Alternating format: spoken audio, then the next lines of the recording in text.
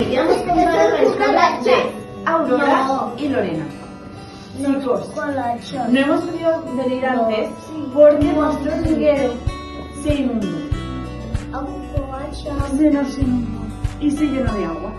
Entonces nos quedamos sin parques y sin sitios para ir a comer helado y nos quedamos sin casa. Y nos pusimos muy tristes. A mí se me ocurrió llamar a unas amigas para que nos ayudasen en nuestro hormiguero. ¿Ves? Entonces nuestras amigas vinieron a ayudar un poquito y ayudar también para que estuviésemos más felices. Claro. Fijaros, unos nos ayudaron a volver a hacer el hormiguero, otros limpiaron los parques para que pudiéramos ir a jugar, otros nos traían comidas para que pudiéramos comer, pudiéramos merendar, pudiéramos cenar, y así estábamos un poquito más felices, ¿verdad?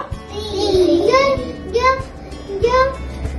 Me gusta cuando llevan mucho que salga el arco iris. Claro, ya que te pone contenta, ¿verdad? Siempre tenemos que buscar algo que nos dé felicidad. ¿Y le gusta dar un abrazo a un amigo?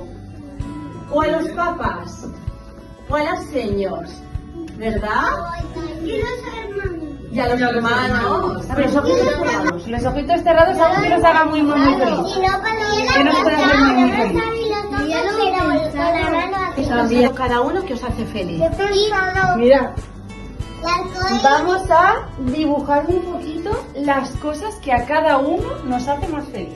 Tristes o nos haya pasado algo en casa que también vengamos al cole un poquito triste, podemos ir a nuestro panel, buscar nuestro dibujo, acordarnos de algo que nos hace felices y entonces estar un poquito más contentos.